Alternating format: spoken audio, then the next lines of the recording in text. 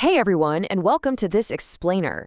Today we're diving headfirst into the absolute limits of human performance and some of the most bizarre anomalies hidden deep within the FIFA World Cup record books. If you think you already know everything about the world's biggest sporting event, well, prepare to be surprised. We're going to look way past the standard highlight reels and uncover the staggering statistics and extreme outliers that truly define the history of the beautiful game. Okay, let's take a quick look at our roadmap for today. We'll be hitting 5 main areas: the ultimate team dynasties, legends of the pitch, goal-scoring phenomenons, discipline and defense, and finally, the global spectacle. All right, let's just jump right in. Section 1, the ultimate team dynasties. We're talking about the truly unstoppable forces of global football. So when we looked at total World Cup wins, there's a very clear top tier. Brazil is sitting right there at the absolute peak with 5 titles. But notice how closely they're trailed by the European powerhouses Germany and Italy, with 4 championships each. I mean, out of all the countries in the world that compete on this stage, these 3 nations have basically hoarded the most prestigious trophy in sports. But Brazil isn't just a frequent winner. Their consistency is, well, it's pretty much a mathematical anomaly. Get this, they are the only team to have appeared in all 23 tournaments to date. Literally no other nation has managed to qualify for every single one. And on top of that, between 2002 and 2006, they went on a staggering 11-game winning streak. Think about how crazy that is. In a tournament where one tiny mistake, a bad bounce, or one missed penalty sends you packing, winning 11 games in a row is an unbelievable display of sustained dominance. Moving right along to Section 2, Legends of the Pitch. Let's look at some Herculean individual feats. Now, I've got a question for you. Who do you think holds the record for the most World Cup matches ever played? Just try to guess which player has managed to maintain peak fitness, avoid major injuries, and stay relevant enough to their national team to survive the most matches in tournament history. It takes years, even decades, of elite performance to pull this off. If you guessed Lionel Messi, you hit the nail right on the head. He stands totally alone here as the ultimate endurance record holder, with 27 matches played. Just think about the sheer physical toll of even a single World Cup game, the immense global pressure, the insanely condensed scheduling. For Messi to take the pitch 27 times across multiple tournaments, that is a wild testament to his unparalleled longevity, his unbelievable conditioning, and just how absolutely vital he's been to Argentina for over a decade. And speaking of longevity, the age gap on the world stage is absolutely vast. On one end of the spectrum, we have Norman Whiteside of Northern Ireland. He stepped onto the pitch in 1982 at the incredibly young age of 17 years and 41 days. The kid was barely old enough to drive. Then, on the totally opposite extreme, we have Egypt's goalkeeper Assam El Hadari. He played in the 2018 tournament at 45 years and 161 days old. It's fascinating to realize you could have a player almost 3 times the age of another, competing in the exact same elite tournament against the greatest athletes in the world. All right, Section 3, Goal-Scoring Phenomenons. We're talking unbreakable records and milestone strikes. Now, here we have the absolute titans of goal scoring. Germany's Miroslav Klose and Argentina's Lionel Messi are currently tied for the all-time high with 16 career World Cup goals.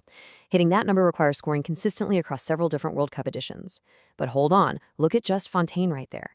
He scored an absolutely mind-blowing 13 goals in just a single tournament back in 1958. 13 goals in one go? Given the super tight, highly tactical defenses we see in the modern era, that's a scoring explosion that honestly might just stand forever. This timeline is super cool because it perfectly maps out the historical acceleration of the sport.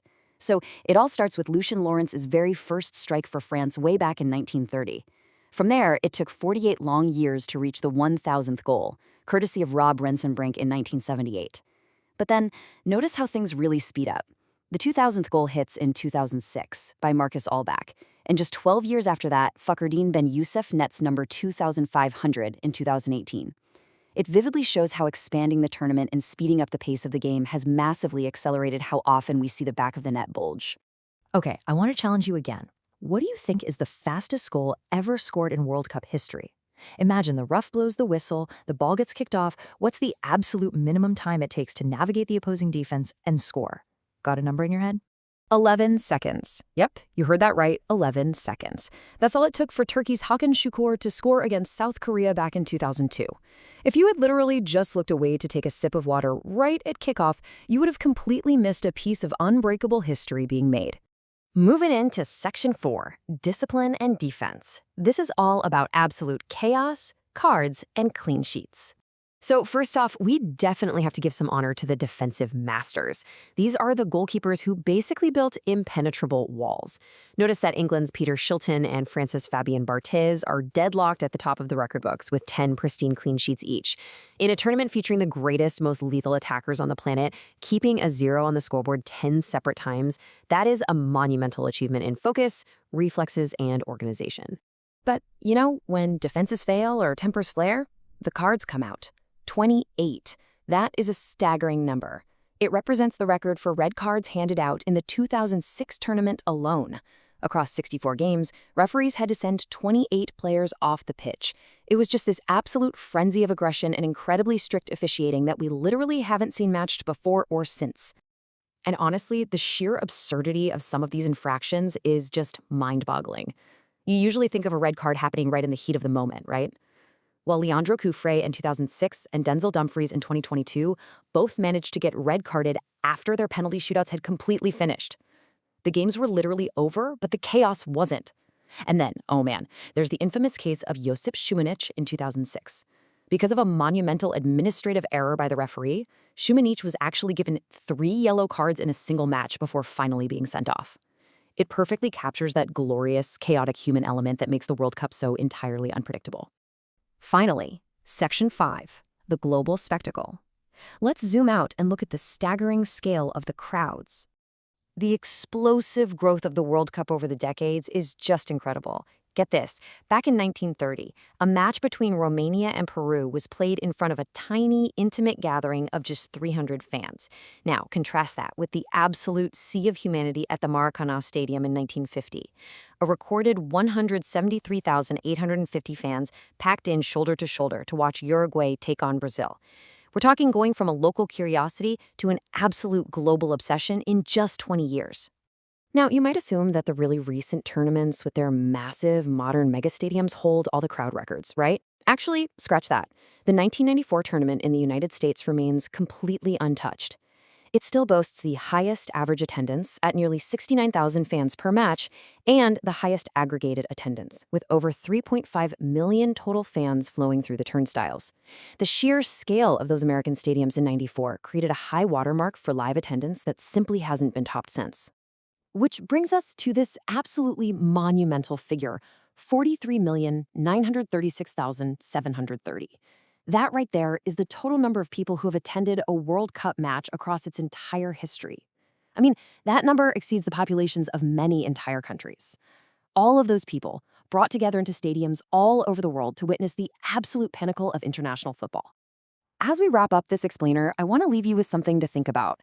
With the tournament constantly expanding, adding more teams, more games, and using cutting-edge new tech, what unbreakable limits of human performance are going to be shattered next? Will we see someone actually beat 13 goals in a single tournament? Could a dominant team somehow pull off 12 wins in a row? When you marvel at the scale of the data we've covered today, you really have to wonder, what crazy, extreme anomaly is waiting to happen in the very next tournament? Thanks so much for joining me today, and keep your eyes on those record books.